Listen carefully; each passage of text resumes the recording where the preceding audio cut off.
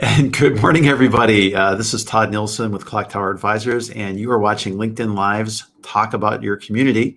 And this is a Monday, Wednesday, Friday show at 11 a.m. U.S. Central Time, where we talk about digital strategies, specifically around building online communities and their connections with offline communities. So that hybrid sweet spot that's in between is really dear to my heart and to my guests today as well. So I'm going to just go ahead and jump right in and welcome into the stream Jenny Weigle. Jenny, yay! Hello, good to see you. Um, Hi, this everyone. is this is Hi, show Todd. number 2 for you. Welcome. Good to see you again. I am honored. Thank you so much. I had so much fun on the first one. I'm glad to be back. Well, I think you were my first ever second time guest. I think how that works. Oh, I'm entering an exclusive club. It is an Thank you, exclusive Todd. club. Yeah, I Thank think you. you get the gamification badge. Ding. There you go. Yep, got need that badge. Has my rank level moved up? Yeah, oh, definitely. Yeah, you're at the top of the leaderboard now, so going very well. Yeah, so it's so good to see you again. Since the last time you were on the show, do you want to kind of catch everybody up with what's going on with you and what's going on with jenny.community, your company? Yeah, just rocking jenny.community, offering community strategy services for enterprise brands. Everything from people who are looking to start a community to maybe you already have one, you're looking to do a redesign, re-strategize, or just change up some facets of it, or even start a VIP program, which I have a lot of fun consulting in that area. So I, yeah, let I, me know if any of that is appealing to you. And there's the subject we're going to talk about today actually is something that's been coming up here and there on some calls that I've had with clients, and that's why I wanted to dive deeper into it today, Todd. I'm really glad you suggested it when you brought it up as one of the potential topics we could talk about in this second session. I really gravitated towards it because I think one of the customers I'm working with right now is in fact thinking about how they're socializing the community within their organization, and I saw a resource that little exclusive resource. If you're on the stream and you're checking it out, I think we're gonna post it at the end of the session here. So a little teaser, but a really great template to be able to start thinking about your internal socialization of your community. You call them roadshows, and I hadn't run into that term before, but I think it's a perfect name. Yeah, that's the term I've most frequently heard. Have you heard them referenced another way, Todd? No, I just heard them, as Okay. internal communications, stakeholder Yes. meetings, things like that. Just any time when you're talking to other individual stakeholders or departments within your organization to help them get like, why are we doing a community again? Which is always the question, like, what is this thing with the community? Why are we doing it? What's it going to mean? Like, what's in it for us as a group within the organization? It's a really important question. It is. And the only other time I've heard it referenced as something else is on the podcast In Before the Lock. And a couple episodes ago, I heard Erica Cool say that one of her clients used to call it a walking deck because there was the idea of like walking around the office, different parts of the office, presenting it to Yeah. different team leads and so forth. And I like that too. For today's purpose, we're going to call it a road show. And you started to go into what exactly it was, Todd. And Yeah. so maybe let's like really just define that, hone in on it for everyone. Then, in addition to what Todd said, you mentioned, it's internal communications, and it can be done when you're starting a community.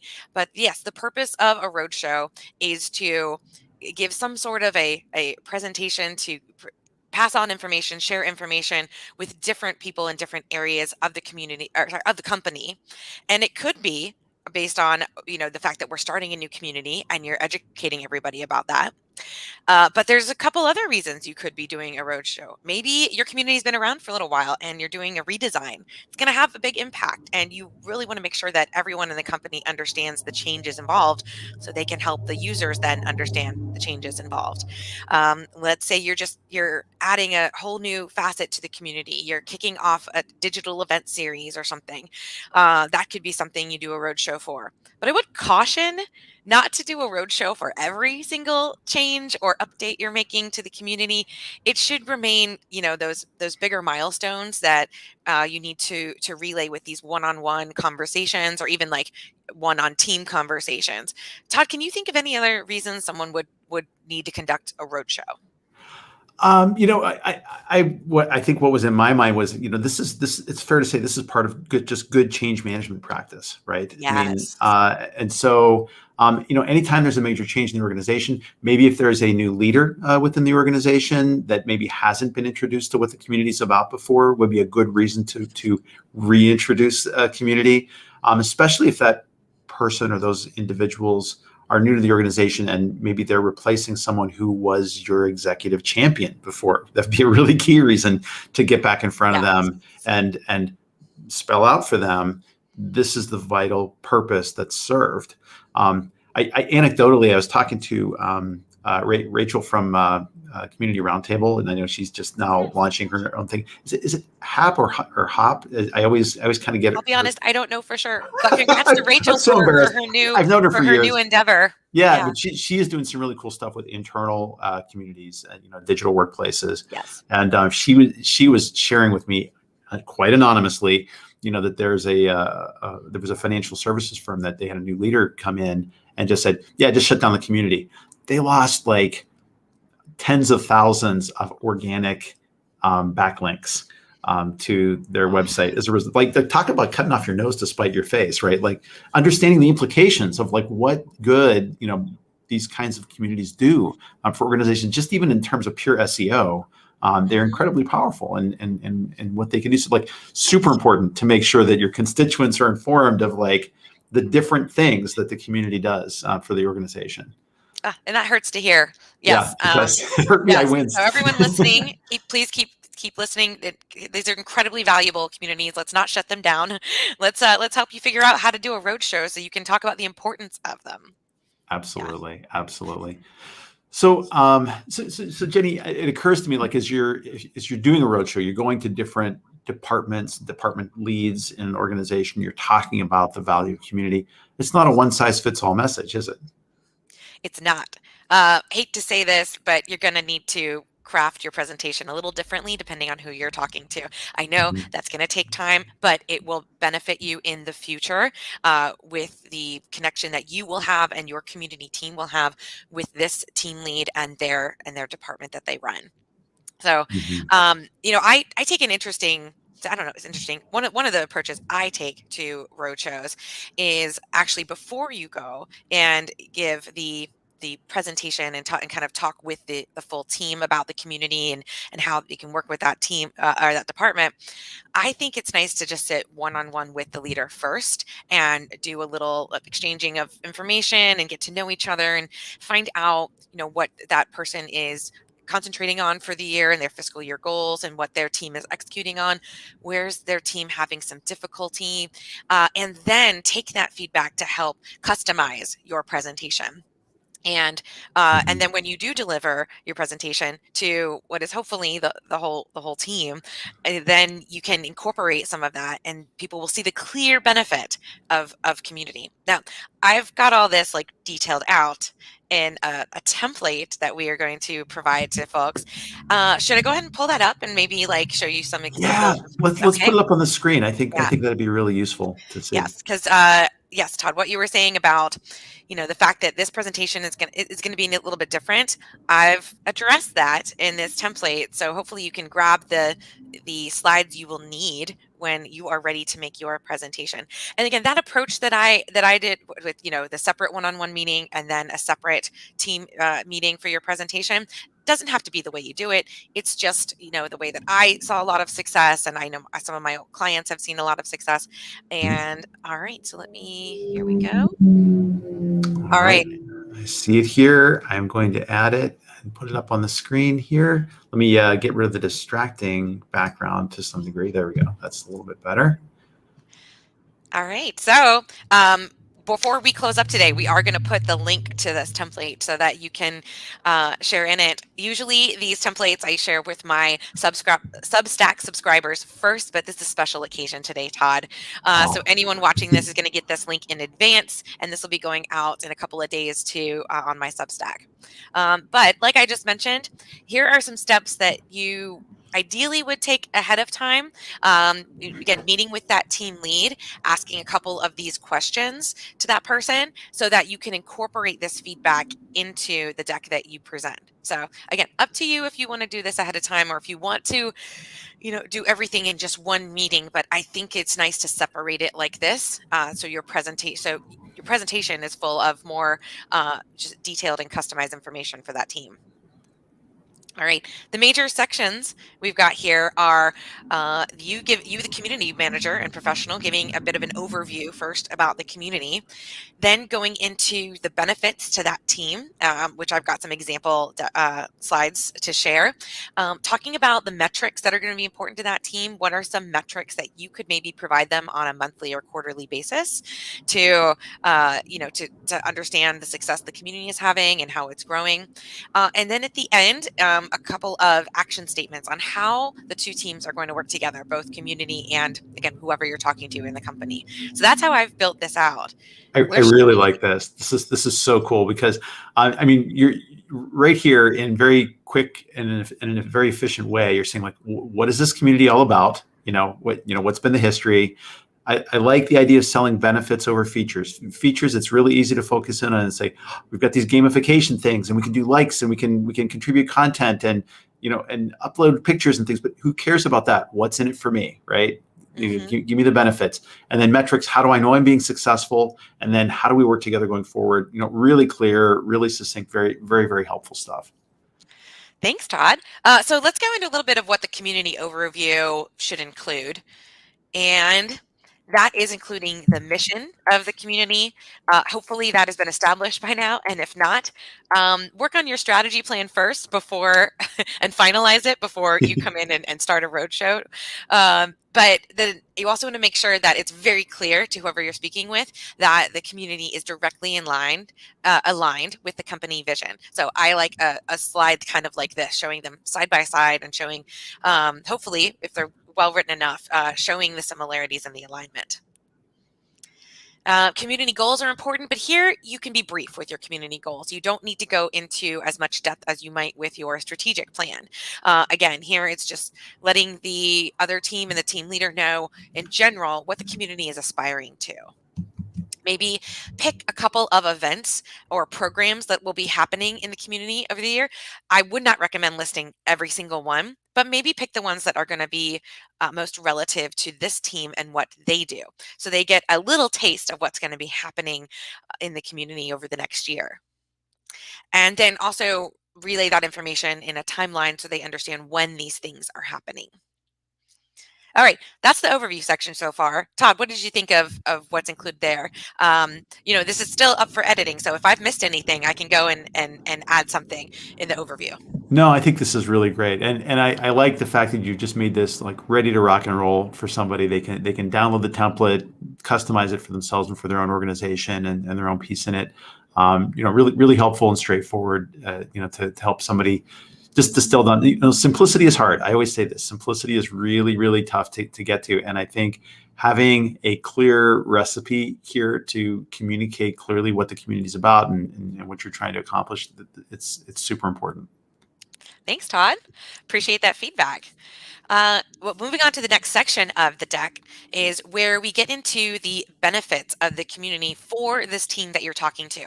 This is the section that will need to be the most customized. I think when you are editing this deck and preparing for your presentation and your roadshow, because again, it's going to depend on what team you're in front of. Now, I have built this with a couple of example slides depending on who you're talking to. So I've got example slides for if you're talking to, team from support, customer service, marketing, product, customer success, and sales. And it's key to know that some of these benefits overlap, and so will be seen on more than one of these slides. But again, when you make this presentation and you're utilizing this template, you don't want to include all of these. Just again, pick who you're talking to. So I'll go over just one of the examples here.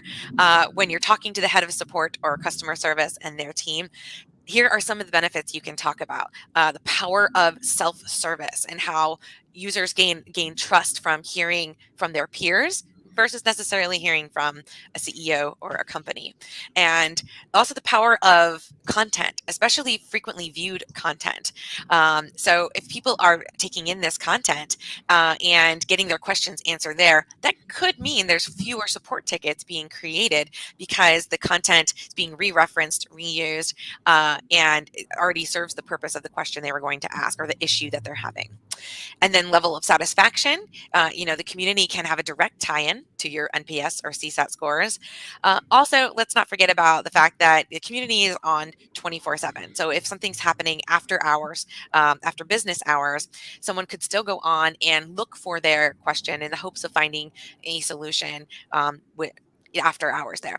So those are a couple of the examples that I wrote out for support. And if you've got any more, Todd, I'll work to fit them in here. But I've got one of these for, again, every one of those teams to talk to: marketing, product, customer success, sales. Yeah. And so again, if I've missed anything and you're watching this and you know of another great benefits for that team, please add it when you are customizing your deck. Todd, what do you think of these benefit slides? No, I think they're great, and I think what they demonstrate is that you're someone who's been in the trenches and had conversations with multiple organizations, and so you recognize what these key use cases tend to be and what the key benefits tend to be. I think you've put it in a very helpful format. Definitely, I think about support, I think about products, I think about marketing, I think about sales, human resources, maybe for the hiring side of things. Yes. Maybe like training. If there's a part of the if the organization is dedicated to empowering customers, like having something around sort of the training side of things might be good. But we're getting more and more into the hinterlands of different parts of the organization that maybe benefit, maybe don't. So no, really super stuff. I think this is a tremendous resource, and thank you for sharing it first. On the show here. This is terrific. My pleasure. My pleasure. Two more small and brief sections to share on here. I'm glad that this is resonating. The third area in here is around metrics, and this is probably going to be the most interactive part of your presentation. At least I encourage it to be, because at this point, I really want you to pose a question to the team in front of you and let them know that after everything they've heard about the community's goals and the benefits it can bring to their team, what would they want to get in the term of metrics and reports on a monthly or quarterly basis, so that they can see the success of the community or be a closer part of it? What's going to be important to them? And so that's where you can open this up for discussion. I've got some example metrics listed, but just example. Again, these are going to differ depending on what team you're talking to, but use this as an opportunity to hear from other people listening to your presentation at this point. Yeah, I think this is where the rubber meets the road, right? How these individual departments are measured, what their major business objectives are, their MBOs, and certainly for something like a support department, they're interested in case deflections, right? So how many cases in the department Right. are going to be potentially defrayed by that, and they may even be able to bring it down to saying, like, well, we know it's X amount of dollars every time one of our reps picks up a phone, to help a customer. But then based in the community, every time that question is answered, then that's cha-ching, that's ROI directly for the community. Yes. And it's something that they care about. Similarly, stuff like product marketing. If somebody has an idea for a product that gets incorporated, that then has a dollar value, that it enhances the value of the product, or Yes. so it's a number of innovations that originated within the community. Things like hires from within the community, like if a human resources department is looking for referrals for people, or even new partners signed on board, for the sales side. New sales. I've certainly seen a lot of stuff around, looking at cross sales or upselling opportunities as a result of community. Just a lot of really good stuff in there, that you would want to customize this slide or the set of following slides to show, again, going back on a department by department basis, the things that are going to be, incredibly valuable to them and help them have the light bulb go on top of their head and say, oh, I get it. I understand why this is valuable to us now. Yes. And even just by taking this step and bringing them into this process of talking about what metrics to be shared, I just think that that is a sign of, we want collaboration, we want partnership, we don't want to work in this silo. And it's, a good thing for someone to, in any position of the community, whether you're starting a new community, launching one, or making a major change. This is just kind of, internal networking in your company that will be beneficial. Yeah, absolutely, without a doubt. I love this, and I would even go a little further, if I could, Yeah. to like if I had, as you suggested, that chance to talk to the department head before giving this presentation and understand like how valuable that metric is, I might even then turn that into like a qualitative story about how a customer is helped, and as a result what they did with the organization to kind of help them, not just, people are swayed less by numbers and more by emotion, and so sort of thinking about like what that emotional trigger is that helps somebody buy more. Even better if you've got the existing community and you've got something anecdotal that you can point to, that's sort of the really arresting, kind of example that you can put forward to show like how awesome it is when this is successful. Good point. Stories and success stories as well. Testimonials, should I say. Yeah. Well, all right. Thanks. Adding that right now. Thank you, Todd. One more section, and it's again very brief, and that is the section on working together. So now that you've had this great presentation and you've facilitated an interactive discussion and everyone's informed about community and how it can help, something that's probably come out of that is a couple of action steps. And so this next slide is an area where you can capture those, talk about any more, and just make it clear and get alignment again. Okay, so these are going to be our action steps for working together. And so a couple examples of that are maybe, the community team is asking for access to the marketing calendar so they know when big events are happening for the company, so they can expect they know if there's a spike in traffic happening on the community. Okay, we can expect that because it's our big event coming up. So that might be an action that comes out of it. Even just the action of sharing those monthly metrics with the different teams is something that you might want to just have final agreement on, and when those will come out, maybe monthly, maybe quarterly. And an example of a support action is to ask the support team if they could provide the community team with something like the top 10 or 20 most frequently asked questions of support this last month. What that will help with the community team, especially if the community goals are support focused, is to let them know where they need to fill in content. So they can look at those frequently asked questions from the last month and go through and say, okay, yes, we've got content on the community that addresses this, this, this. Oh, we don't have anything addressing this. And if that question is coming into your other support channels, that's just a good indicator to the team, like to maybe create some content around that so that the community can serve that purpose as well. So again, just some examples. Really, in the end, it's nice to just summarize very briefly, what this collaboration and partnership is going to look like, how you're going to benefit one another. And that's all I've got for the Roadshow deck. No, that it's really, really valuable. I just wanted to acknowledge that I got a message from one of our viewers saying that you're coming through a little blurry, and some of the slides are coming through a little blurry. We're gonna post the link in the comments afterwards. So apologies for that. It's out of our control what LinkedIn's connection looks like, maybe what StreamYard's connection is, maybe what our individual internet connections are. It's hard to troubleshoot that to an extent. So thanks for bearing with us if you're on there, and thanks for giving the feedback as well. I'll be sure to feed it back. Yes.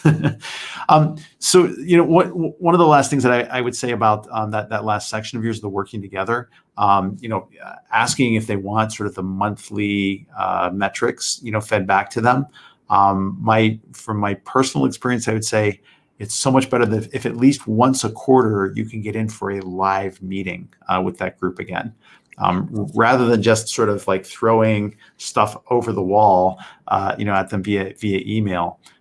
Super important to be able to just, I call it walk around management. You want to be able to go to that organization, or, I mean, if you're remote, get into their departmental meeting and get 5 minutes on their agenda to walk through some of the findings and hear some of the direct feedback, because it gets really hard, especially in a large enterprise organization, to understand what's going on in the world of some of those different departments. And sometimes just by showing up at a meeting, you get an immediate feel for the situation. Yes. You know what's going on, and you can learn so much more about what you may need to provide for them the next time around, because it could be a moving target, right? Yes.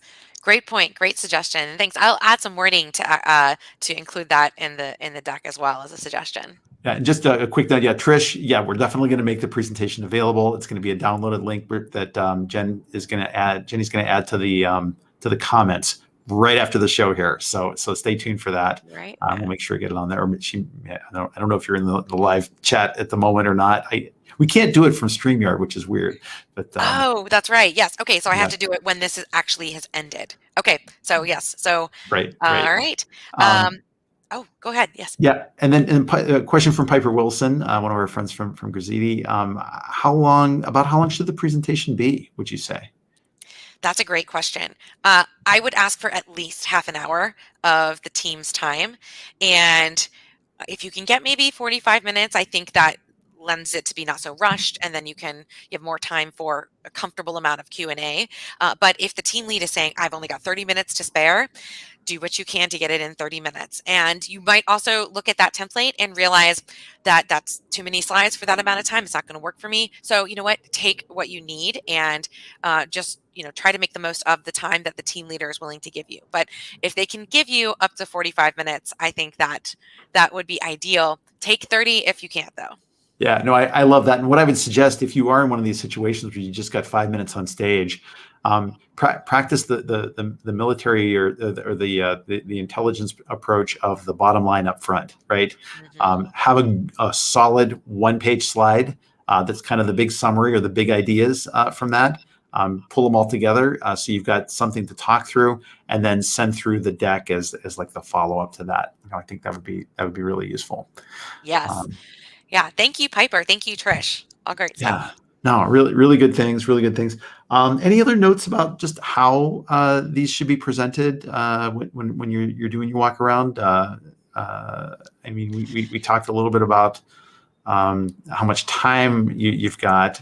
You talked a little bit about approaching the manager first. That's really good. I don't know if there is anything else. Maybe we've covered it all already. Sorry. Yeah, I know people aren't a big fan of things with lots of slides anymore, because it's just, we are all sitting in front of presentations and a ton of slides. So again, if you can condense that anyway, go right ahead. And even if you prefer to just stand up and speak and maybe share the slides by email and ask the team to look over them before or after. Again, it's really up to you how you like to present, how you think it will be most effective to present. And then hopefully, if you do know this team leader already, understanding how they like to have this information relayed to them, or if they even have any recommendations on how, when you're going to present to their team, on what you should do. So just feel it out and make it your own, and rock the roadshow. Rock the roadshow. I love it. That's a great note to end things on today. Jenny, if somebody wants to get in touch with you, if they want to talk about their community, if they just want to chat and get some more ideas from you, what's the best way for them to get in touch with you? Just go to my website, jenny.community, not jenny.com, it's jenny.community. My social handles are there. My Substack blog is there. And my ways to get in touch with me are there as well. And I would highly recommend Jenny's Substack blog, because she's doing community overviews, breakdowns, reviews that are really insightful, helpful, I think, for anybody that is even long experience with communities. She's just got some great things to say. So thank you, Todd. That's an open invitation too. If anybody wants me to highlight their community for Community of the Week, get in touch with me. Absolutely. Well, Jenny, thanks again for coming and joining me for this. I think we're homing in on the end of the episode here. For those of you who are regularly tuning in, thank you. I absolutely appreciate you coming in, attending the show, asking great questions, and being involved. I know I've been playing around a little bit of either putting this up as an event on the Clock Tower Advisors company page versus putting it on my own profile. I'm still looking at the metrics to see like what's working and what's not, because LinkedIn is still, I think, working all of this out themselves. So thanks for bearing with me through that. We are continually trying to improve the stream. So please keep the suggestions and notes coming as well. In particular, thanks Piper for sending me a note a little bit earlier about things. My next show is going to be on Monday. So there's no show Friday. I'm going to be actually out doing some training on building online courses, which I think is going to be quite interesting. So I may bring back some interesting insights from that. But my guest coming up next Monday is going to be a longtime friend and associate who works with me here at the local level in the booming metropolis of Two Rivers, Wisconsin. He's put up, along with his brother, a really neat event called Snowfest this summer for the first time. It came back after many, many years of hiatus, thanks to his and his brother's efforts and a large group of volunteers, I should say, as well. We're going to be talking about building local communities and what the online portion of that, what's the role of some of that online effort going on. Words are beginning to fail me here. I'm at the end of my half hour, and that's you wind me up for half an hour a day, and then I'm done. So, anyways, it's great to see everybody. Thanks again for joining, Jenny. I'm sure we're going to see you again soon, and look for the link. We'll be posting it up in the comments here in just a few minutes. Thank you, Todd. Thanks everyone for joining. Have a great Wednesday.